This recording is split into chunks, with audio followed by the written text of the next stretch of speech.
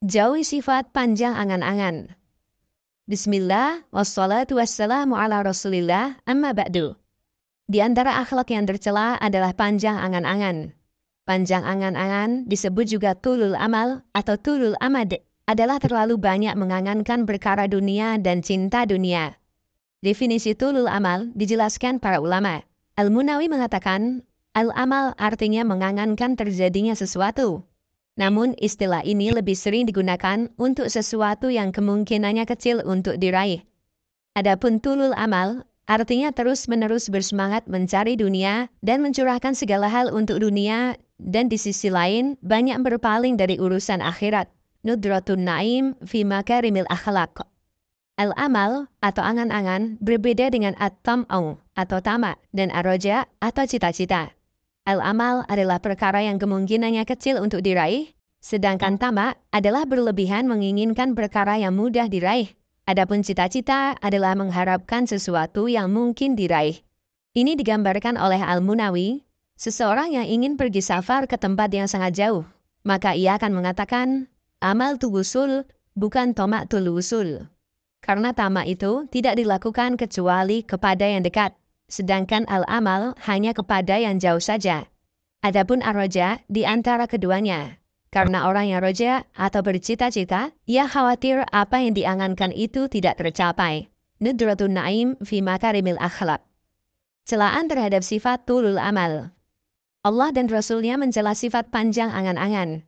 Di dalam Al-Quran Al-Karim, Allah Ta'ala berfirman yang artinya, janganlah kalian seperti orang-orang yang telah diberikan kitab, yaitu ahlul kitab sebelumnya.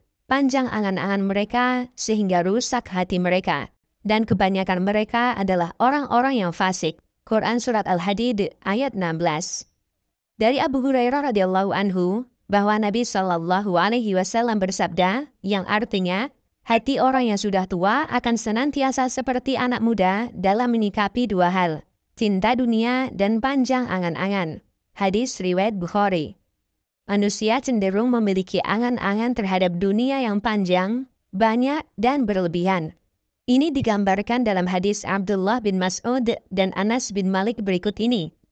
Dari Abdullah bin Mas'ud radhiyallahu anhu, Nabi SAW membuat garis berbentuk persegi 4 dan membuat garis lain di tengah-tengahnya yang keluar dari garis persegi 4 tadi.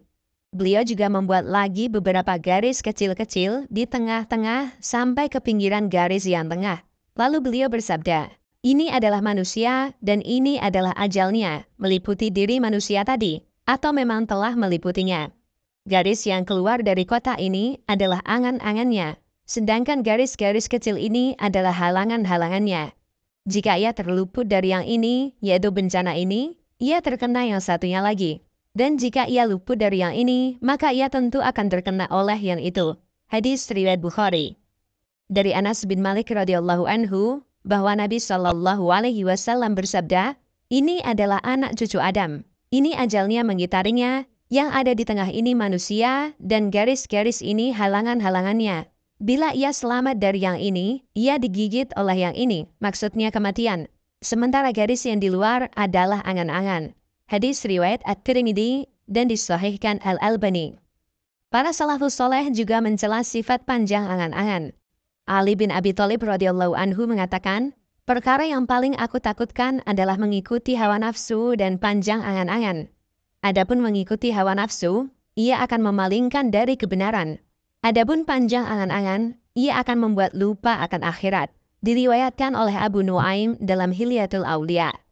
Abdullah bin Mas'ud radhiyallahu anhu juga mengatakan, janganlah kalian panjang angan-angan dan jangan sampai kalian terlena oleh panjang angan-angan. Sesungguhnya semua yang sedang terjadi itu yang dekat, dan sesuatu yang jauh adalah yang belum datang. Hadis riwayat Ibnu Majah secara marfu', namun yang sahih adalah mauquf dari Ibnu Mas'ud, disebutkan Ibnu Qayyim dalam Al-Fawaid. Sikap yang benar terhadap dunia. Sikap yang benar, persedikit angan-angan dalam urusan dunia, lebih banyak fokus dan perhatian pada urusan akhirat. Seperti orang yang mampir untuk singgah, maka sedikit sekali urusannya dengan tempat singgahnya. Dari Abdullah bin Umar radhiyallahu anhu, ia berkata, Nabi SAW merangkul bahuku lalu bersabda, Jadilah engkau di dunia ini seperti orang asing atau orang yang mampir di tengah perjalanannya. Lalu Ibnu Umar mengatakan, jika engkau ada di sore hari, maka jangan menunggu hingga pagi. Jika engkau berada di pagi hari, maka jangan menunggu hingga sore. Manfaatkan waktu sehatmu sebelum waktu sakitmu. Manfaatkan waktu hidupmu sebelum matimu. Hadis riwayat Bukhari.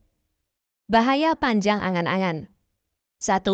Orang yang panjang angan-angan akan lupa terhadap akhirat dan lupa terhadap nikmat-nikmat yang Allah janjikan bagi orang yang taat kepadanya. Serta akan lupa akan kerasnya adab Allah di akhirat bagi orang yang bermaksiat kepadanya. 2. Orang yang panjang angan-angan akan kurang kesabarannya untuk menahan diri terhadap syahwat dan akan sering lalai dari melakukan ketaatan. 3. Panjang angan-angan akan membuat orang mati-matian mengusahakan kebahagiaan lahiriah di dunia dan ia akan tenggelam dalam kenikmatan dunia yang fana. 4. Orang yang panjang angan-angan, hatinya akan keras dan air matanya akan mengering, serta akan berambisi tinggi terhadap dunia. 5. Orang yang panjang angan-angan akan mudah melakukan maksiat dan jauh dari ketaatan. 6. Orang yang panjang angan-angan akan cenderung mudah mendolimi orang lain dan melanggar hak-hak orang lain. Nudratun Naim fi Makarimil Akhlaq. Demikian uraian yang ringkas ini, semoga bermanfaat. Semoga Allah menjauhkan kita dari sifat panjang angan-angan dan menjadikan kita para hamba yang berambisi pada akhirat.